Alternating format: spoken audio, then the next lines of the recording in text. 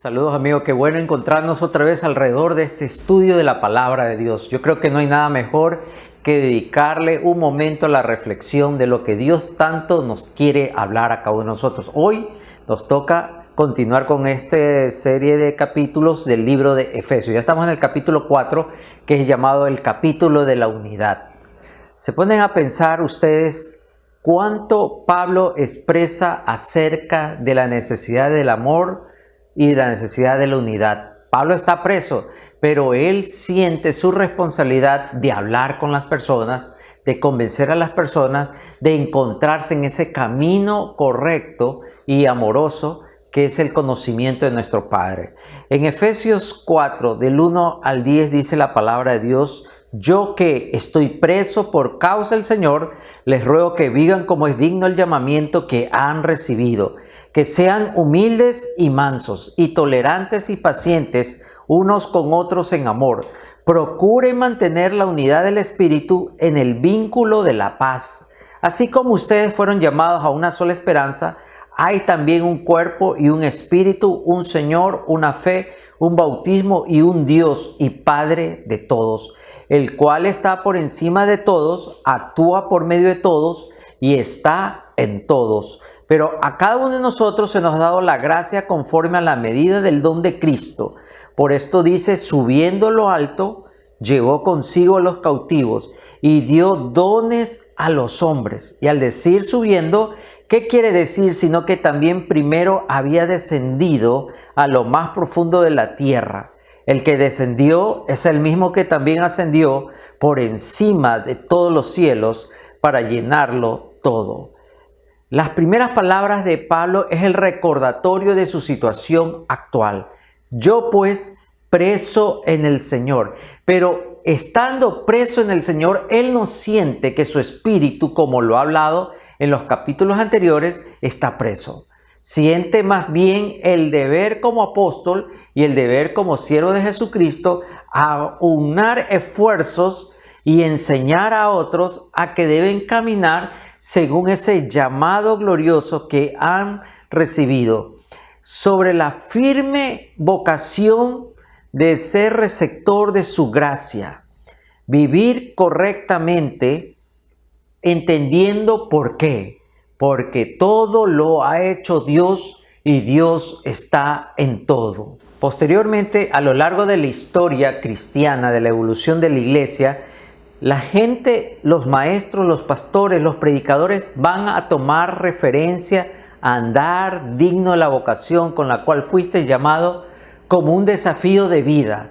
Lutero aconsejaba a los hombres a responder a las tentaciones de Satanás simplemente como se dice en el latín: Christianus sum, yo soy un cristiano. La idea que expresa Pablo es clara: tengo que tratar de vivir dignamente como el que me ama, pero sí tengo que procurarlo debido a su amor. O sea, aquí hay dos ideas encerradas de que hay el impulso, pero también hay la razón de ser. Y es algo que siempre tenemos que recordar, hermanos. Nosotros que estamos comenzando e iniciando nuestra vida con el Señor, que habrá momentos que nuestros impulsos y nuestras motivaciones pueden estar erradas, equivocadas, pero debo y tengo que pagar una deuda que no me va a alcanzar la vida sobre la tierra para saldarla, la deuda del amor. Pablo recuerda a los creyentes, a la iglesia de Éfesos, que cada creyente que existe es un regalo de Dios y debe actuar concordantemente con ese regalo.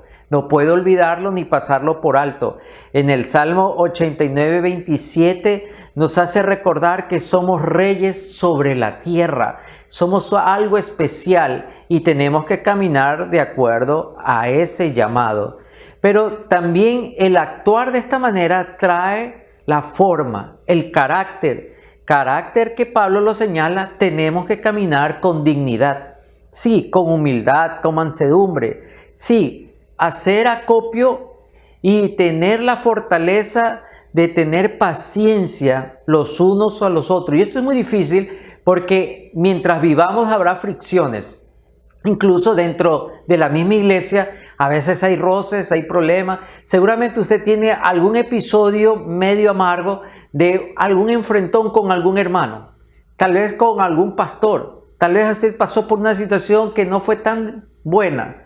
Pero Pablo dice, fortalécete en el andar con dignidad, pero guardando el vínculo de la paz. Si vamos a caminar dignamente, siempre tenemos que hacerlo como Jesús nos lo enseñó, humildad y mansedumbre. Recordemos que el Señor caminaba de esa manera y Él llegaba y tocaba a los más necesitados. El Señor no vino con aires de grandeza o se sentía el Todopoderoso, no, más bien el Señor estuvo con los humildes. Así que hoy nos toca a nosotros representarlo de esta manera dentro de nuestra sociedad.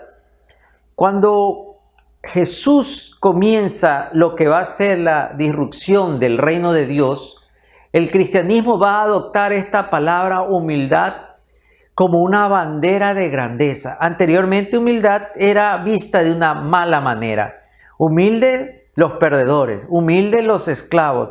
Pero Pablo nos resalta que es una virtud gloriosa en Cristo. Pero también resalta que esa humildad tiene que tener frutos, soportándonos los unos a los otros. No podemos destruir el propósito de Dios de la armonía, de la concordancia, de la fraternidad. Tenemos que usar todas nuestras fuerzas para mantener la unidad y el amor por medio de Jesús. Jesús en el perdón, Jesús en el caminar, pero también Jesús en la unidad. Si vamos a vivir de esta forma, nuestro espíritu va a conocer lo que es una paciencia bendecida con el poder de la gracia de Dios. A veces hemos conocido casos de personas que tienen una paciencia para esconder sus sentimientos, mientras dentro de su corazón van fortaleciendo, van formando, van ideando una venganza. Pero Pablo no nos habla de esa paciencia, sino de un corazón que late lleno de compasión y de generosidad. Si Pablo está en la cárcel, pide que los demás no caminen como prisioneros. Más bien, trabajemos para guardar esa unidad espiritual.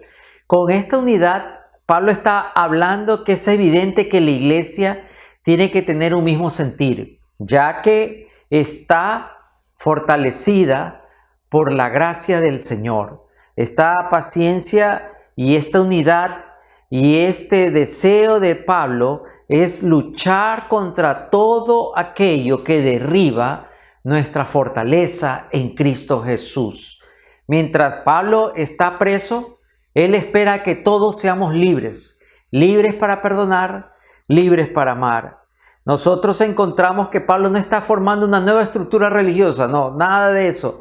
Pablo está formando aquí una iglesia gloriosa que late, que camina, que vive por la voz del Señor y que demuestra su buena conducta, su buen actuar a través de las buenas obras que el Señor ya ha preparado de antemano para cada uno de nosotros. El mundo que Pablo conocía, había muchas razones para que los judíos y los gentiles no se unieran. Era un mundo dividido por los conquistadores y los conquistados, por los libres y los esclavos. Y Pablo va a aprovechar en este capítulo, llamado el capítulo de la unidad, a describir por qué la iglesia debe trabajar en estructurar unidad, armonía, fusión. Debemos articular nuevas maneras y debemos ejercitarnos en eso, en la búsqueda de la paz para estar bien con mi vecino, con mi hermano. Pablo comienza a describir las razones, un cuerpo, un espíritu, un llamado, una esperanza, una vocación, un Señor, una fe, un bautismo, un Dios y Padre de todos, sobre todos, por todos y en todos. Tenemos esa unidad porque compartimos una herencia común. En Jesús tenemos un cuerpo, en Jesús tenemos un espíritu, en Jesús una esperanza y una vocación. En Jesús comparto un señorío, una fe, un bautismo. Y eso es que Pablo trata de que seamos conscientes del valor que Dios nos ha dado al derramarnos de su Espíritu Santo. No hay un lugar para los judíos ni otro lugar distinto para los gentiles. No hay un lugar para los viejos cristianos o para los nuevos creyentes. No hay un lugar para los hermanos de cierta denominación o los hermanos independientes, los hermanos que creen en los dones y los hermanos que no creen en los dones. Pablo dice que somos un solo cuerpo. El Espíritu Santo es derramado por medio de su bautismo para tocarnos y hacernos testigos con poder de ese mensaje de renovación. ¿Cómo Dios va a obrar en su pueblo? Por medio de la unidad y por medio del derramamiento de sus dones, y a través de esa forma que el Señor va a tratar a su iglesia, capacitándola, porque este capítulo también nos va a hablar de la estructuración del cuerpo. Cuando ya deja sentado el poder de la unidad, Pablo empieza a definir el fruto de la unidad. La unidad trae progreso, la unidad trae trabajo, la unidad trae nuevos frutos, y eso es lo que está hablando en la iglesia. En los versos 7 y 10, en la última parte de lo que habíamos leído, el Pablo hace un énfasis de que hay una gracia derramada a la medida del don de Jesucristo, una dádiva inmerecida y gratis de Dios. Ha llegado a todos, nadie se lo merece, nadie se lo ha ganado, pero Dios lo quiere dar a través de los dones espirituales. Cuando nosotros tratamos de comprender todo esto, podemos acercarnos a esa palabra del Señor en Juan 16:7, que dice que convendría que Él se vaya para que venga el Consolador, porque Él va a llevar nuestra cautividad para regresar, para repartir los dones. En el Salmo 66, verso 18, también hay esa definición de que subiste a lo alto, cautivaste la cautividad, tomaste dones para los hombres. En el hebreo original, Pablo está usando bajo la inspiración de Dios la aplicación de este verso para expresar lo que Dios quiso darle a David, y lo que recibió David hoy lo está recibiendo todos aquellos que pertenecemos al cuerpo de Cristo. Y en este mismo capítulo 4, el capítulo de unidad, Pablo va a desarrollar la idea de un organismo que crece en armonía, pero crece también en autoridad, crece en orden. Dice así el verso 11 en adelante: y él mismo constituyó a unos apóstoles, a otros profetas, a otros evangelistas, a otros pastores y maestros, a fin de perfeccionar a los santos para la obra del ministerio, para la edificación del cuerpo de Cristo, hasta que todos lleguemos a estar unidos por la fe y el conocimiento del Hijo de Dios, hasta que lleguemos a ser un hombre perfecto a la medida de la estatura y la plenitud de Cristo, para que ya no seamos niños fluctuantes, arrastrados por todos lados por todo viento de doctrina, por los engaños de aquellos que emplean con astucia artimañas engañosas, sino para que profesemos la verdad en amor y crezcamos en todo en Cristo, que es la cabeza, de quien todo el cuerpo, bien concertado y unido entre sí por todas las coyunturas que se ayudan mutuamente, según la actividad propia de cada miembro, recibe su crecimiento para ir edificándonos en amor. Jesús va a desarrollar cargos, dones, llamados según su pura gracia y sabiduría. Y esta obra del Señor Jesús no es una obra que los hombres van a hacer o opinar. Esto viene sencillamente desde el corazón de Dios, y debemos recibirla y aceptarla de esta manera. No es lo que yo quiero ser, ni lo que yo aspiro ser, es la obra de gracia del Señor.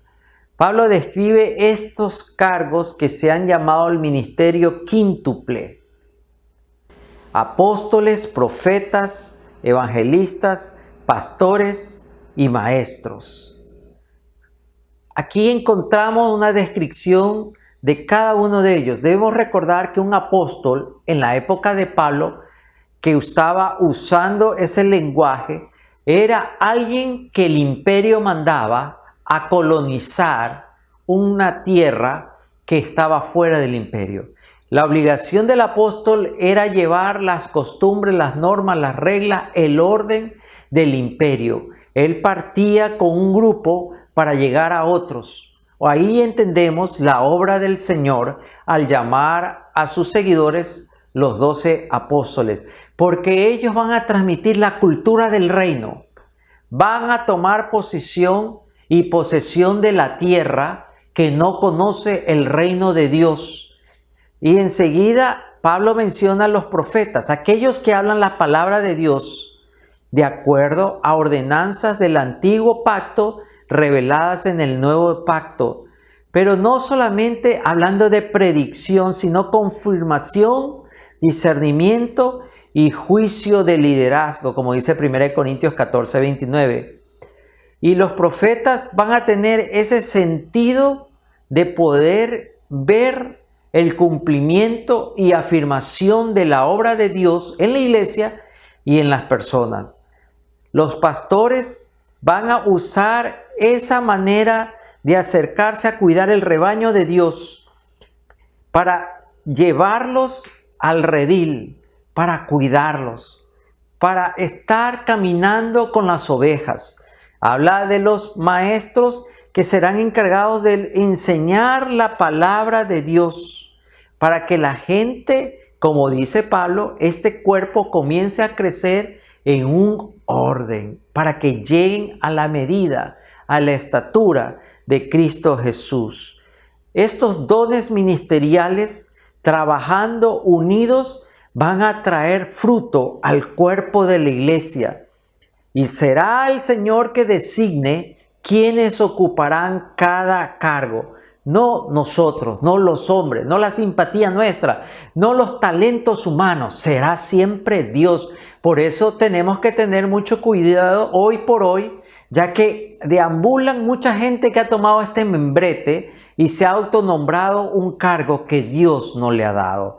Tenemos que estar siempre cerca de nuestra palabra divina, cerca de la dirección correcta del Espíritu Santo, antes de hacer o traer a promoción a alguna persona. ¿Cuál es el fin de estos hombres? ¿Enriquecerse? ¿Tener fama? ¿Visitar todo el mundo? No.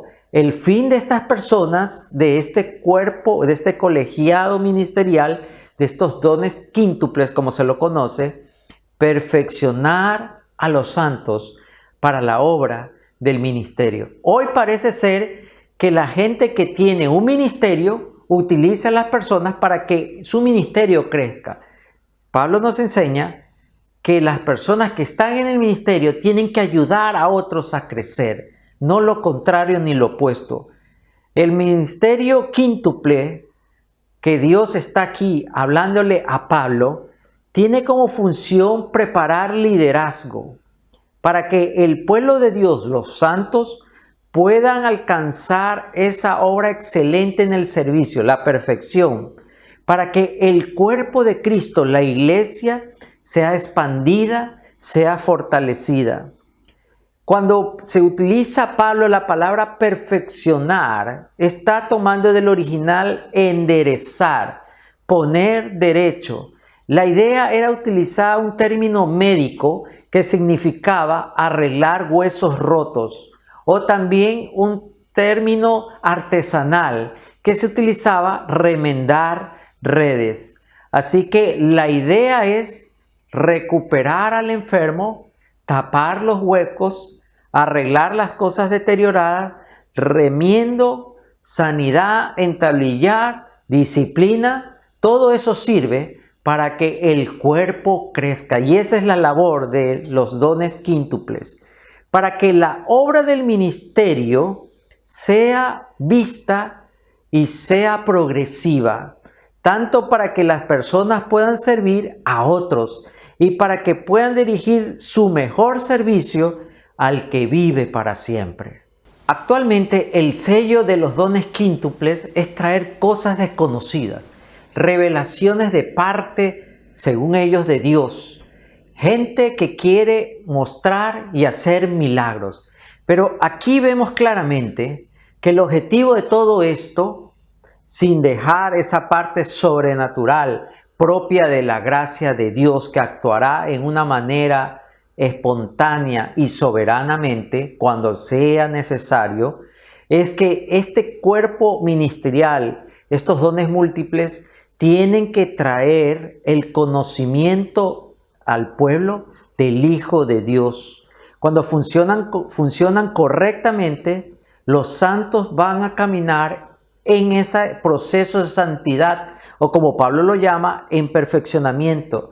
Va a haber madurez, va a haber intimidad, va a haber testimonio de experiencia de vida con el Señor. La experiencia de Pablo dentro de la cárcel es que él se ha fortalecido en el espíritu. Él ha sentido que Dios no está lejano. Dios está con él en esa fría celda, en ese frío cuarto.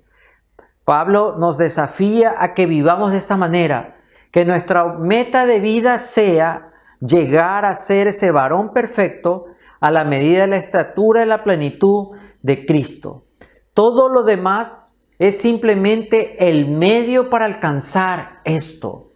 Mi fin no es llegar a ser un gran apóstol o un gran maestro o un gran pastor. Mi fin debe ser que yo humildemente he sido perfeccionado. Todo lo roto mío, todo lo remendado que he pasado, todos los huecos y vacíos me han ayudado por mentores y pastores, por gente que oró por mí, por gente que me cuidó, gente que le debo la vida eterna, que han sido ese instrumento de Dios para en un tal mitad de camino o a la distancia, estuvieron junto a mí alentándome, empujándome para que yo llegue a la meta. Así que mi meta es llegar a ser maduro en Cristo, pero no solamente como individuo, sino también como el cuerpo maduro de Jesús. Lamentablemente, hoy vivimos una competencia dentro del cuerpo de Cristo. ¿Quién tiene más dones? ¿Quién es más usado? Así se dice.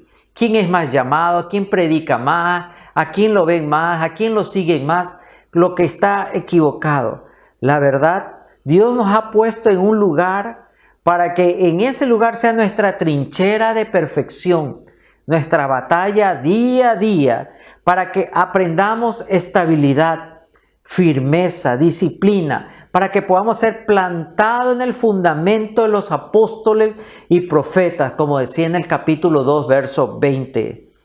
Pero aquellos que no lo entienden así y se vuelven simplemente en buscadores de experiencias espirituales, van a ser blanco de engaños, van a ser movidos de un lado para otro, no serán efectivos porque caerán en las estratagemas y las artimañas para sacarlos del camino correcto.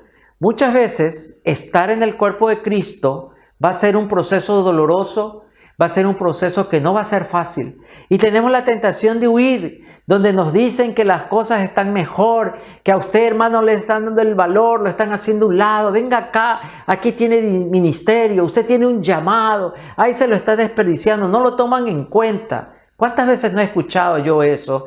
Y he encontrado que estas personas que salen o que guardan estos pensamientos en su corazón nunca crecen, porque han opuesto a la obra del Señor en ese crecimiento que Jesús ha preparado.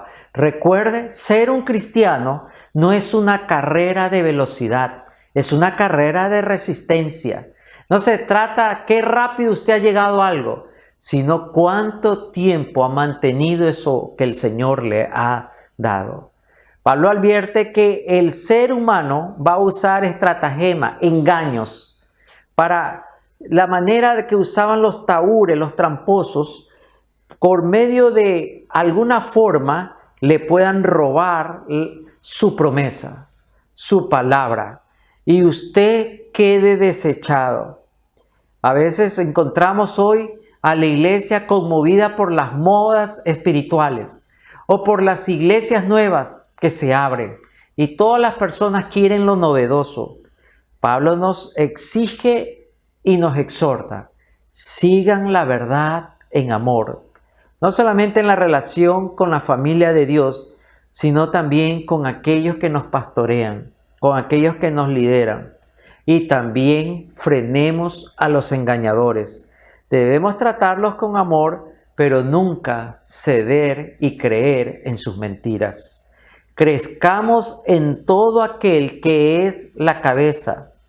Nuevamente Pablo enfatiza que el cuerpo concertado, unido en coyunturas, completo en amor y en paz, va a tener ese crecimiento. La dirección va a traer madurez.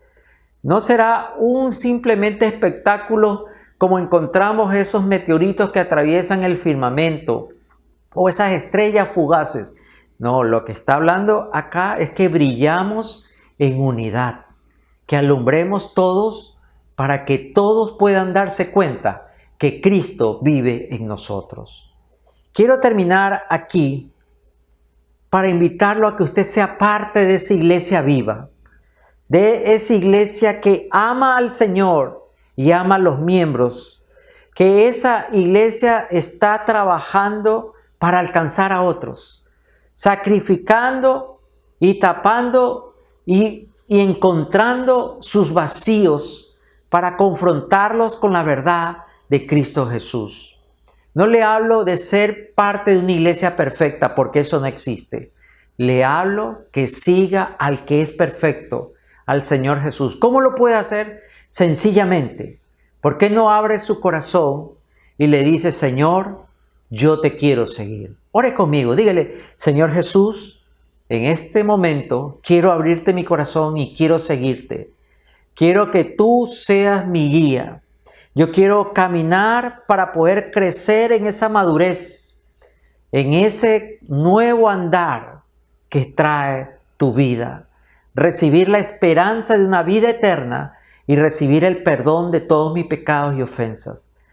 Te doy gracias por esta oportunidad, porque ahora yo sé a quién sigo y tú estarás conmigo por siempre.